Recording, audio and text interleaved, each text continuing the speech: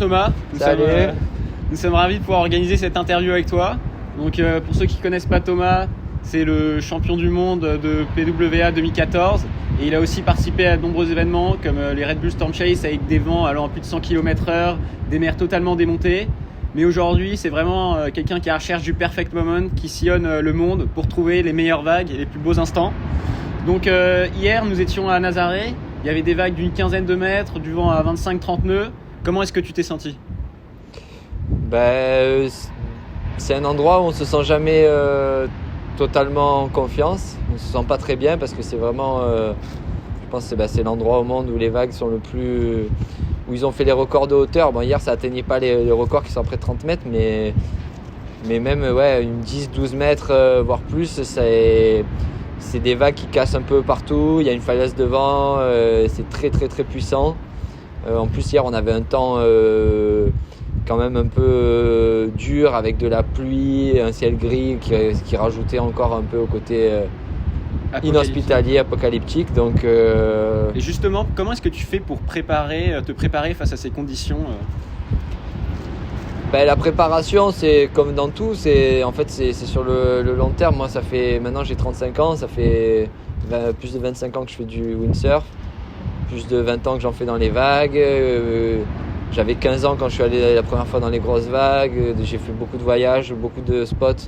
Les spots, c'est des endroits différents. En fait, c'est pratiqué dans des conditions différentes et toujours plus extrêmes, entre guillemets, pour que ça devienne quelque chose de relativement confortable. En fait, c'est ça l'entraînement. C'est pas du jour au lendemain qu'on se dit je vais aller à la salle faire de la muscu ou faire des cours de respiration et je vais aller à Nazaré. Donc c'est plus en fait une approche sur le long terme. Ok. Mais du coup, quand tu es sur Nazaré, en fait, comment est-ce que tu te sens ? Est-ce que tu es en danger ? Tu es relax ? Tu penses à quoi en fait dans ta tête au moment où tu la descends ? Comme j'ai dit juste avant, la différence avec les autres spots de grosses vagues, c'est que normalement les grosses vagues elles cassent sur des récifs bien marqués où la vague casse toujours au même endroit. Et en fait parce qu'il y a un endroit où il y a moins de profondeur qui fait que la vague va se lever. Alors qu'ici c'est un mécanisme complètement différent, fait avec un canyon qui ramène la houle dans une direction différente de la direction, on va dire, d'origine de la houle, ce qui fait qu'il y a deux directions de houle qui se combinent, donc ça fait augmenter l'énergie de la vague et ça crée vraiment des pics très hauts et très puissants. Mais ça veut aussi dire qu'ils peuvent casser un peu à des endroits différents, même s'il y a quand même il y a 2-3 zones prédéterminées sur la plage où on peut s'attendre à ce que ça casse, mais ouais, en fait, on ne sait jamais trop ce qui va se passer. Et surtout, pour moi, le plus gros challenge, c'est de choisir la bonne vague pour pouvoir me dire que je me lance dans la vague pour la surfer et que quand je sorte de la vague, il n'y en ait pas une plus grosse derrière qui me détruise en fait. Ok.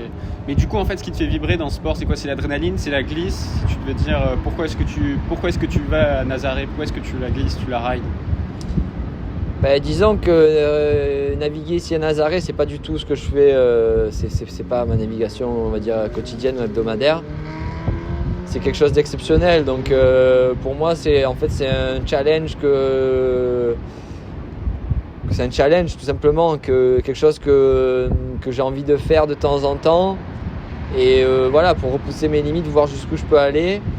Et bien sûr, il faut garder une partie de plaisir et que le danger ne soit pas au-delà du plaisir.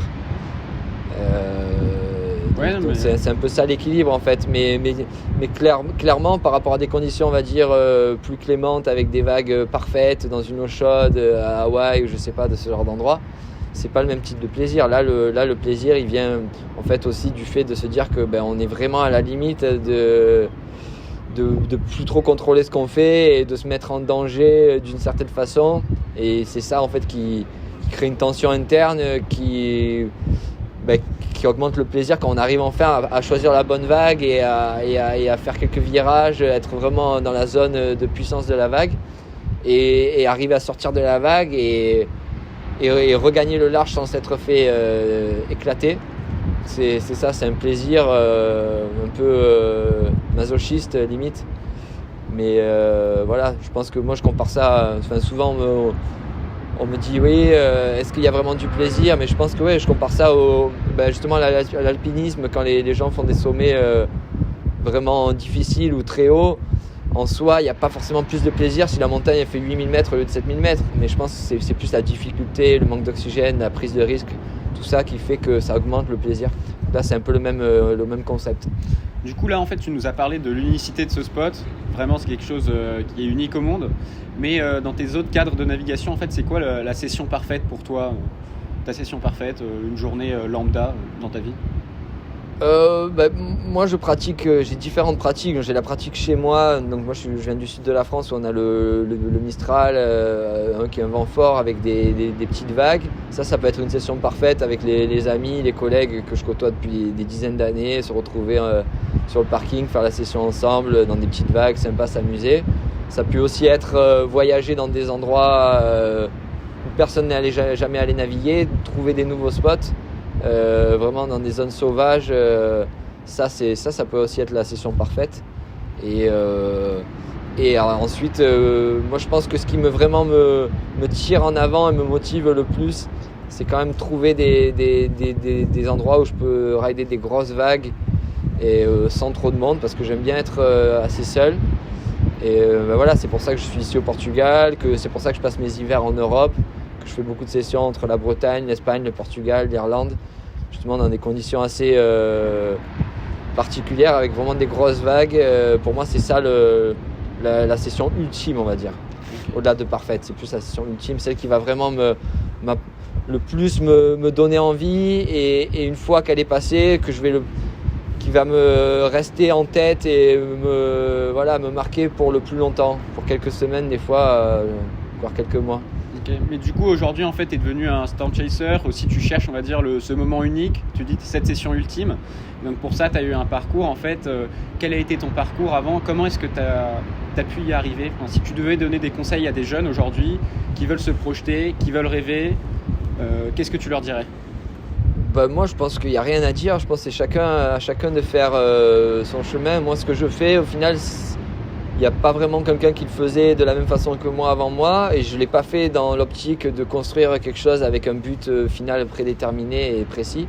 Ça s'est plus fait en fait naturellement. Donc le conseil pour moi, c'est un peu le conseil que je donne souvent, c'est en gros, il faut faire ce qu'on aime. C'est là où on va devenir bon, et c'est là où on va prendre du plaisir. Donc clairement, pour aller naviguer dans des tempêtes, dans des grosses vagues, il faut avoir ça en soi dès le début, en fait. Une attirance pour ce genre de conditions et ce genre de challenge personnel. Voilà. Donc je pense qu'il y a quand même, il faut avoir ça dans le sang, et ensuite y aller petit à petit, tout simplement. Pas avoir peur non plus de prendre des risques de temps en temps, mais le faire avant tout pour soi. Ok.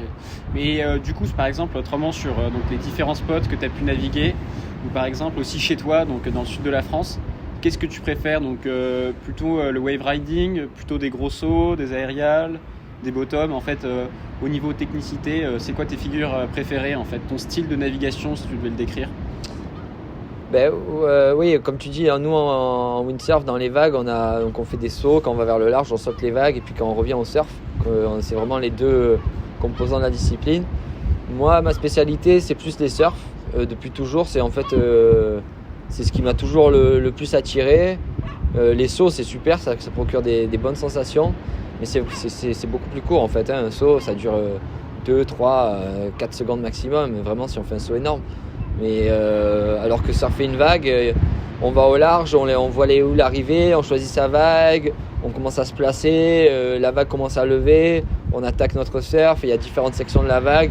C'est toute une chorégraphie en mouvement, et où on fait que s'adapter, quoi. Donc moi, c'est vraiment ça que j'aime dans la pratique du windsurf. C'est pour ça aussi que j'aime beaucoup voyager et trouver des nouvelles vagues, toujours des nouveaux endroits.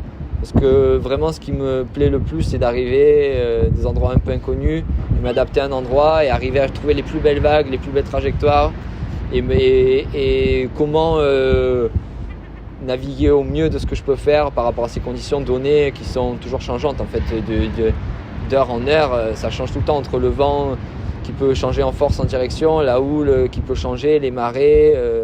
Voilà, c'est un terrain de jeu qui est toujours en changement, en mouvement.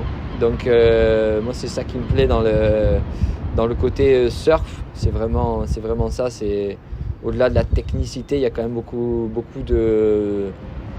Il y a tout ce qu'il y a autour qui fait que c'est pas juste un moment et une technique particulière et un mouvement répétitif. Okay.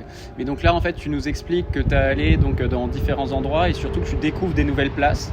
Et en fait, tu es papa de 2 jeunes enfants. Comment ta famille, elle vit ces moments où tu pars? Tes enfants ou ta femme, qu'est-ce qu'ils disent au moment où tu pars et tu leur expliques que tu vas dans un nouvel endroit encore inconnu pour surfer des grosses vagues, des très grosses vagues dans des conditions quand même très particulières? Disons que quand j'ai connu ma femme, je faisais déjà ça. Donc elle m'a toujours connu à faire ça. Avant d'avoir des enfants, on voyageait quasiment toujours ensemble. Elle faisait des vidéos pour moi. Donc elle a vraiment partagé ma passion, mon métier avec moi. Et donc elle comprend très bien ce que je fais. Et surtout elle a confiance en moi. Donc elle sait que je sais ce que je fais et que c'est ça qui me plaît. Donc en fait, elle me fait vraiment confiance. Quand je pars, elle me dit amuse-toi bien. Qu'en gros, c'est un peu ça le deal, quoi. C'est amuse-toi bien. Voilà, elle va même pas me dire prends soin de toi spécialement parce que ça sert à rien. Elle sait que moi personnellement, j'ai pas envie de finir écrasé dans une falaise ou noyé. Donc elle a pas besoin de me le dire, je pense. Voilà, elle me fait confiance, elle sait que pour moi c'est important ces moments-là, donc elle le respecte forcément. Et puis mes enfants c'est pareil, pour eux c'est mon métier, ils savent que des fois de temps en temps je pars quelques jours et puis quand je suis de retour des fois je leur montre une photo, quand on fait des belles vidéos je leur montre la vidéo. Ça arrive aussi qu'ils m'accompagnent sur des voyages où ils peuvent me voir du coup aller à l'eau. Mais non, je pense que pour eux, au final c'est assez normal, ça fait partie de ce que je suis, donc voilà. Okay.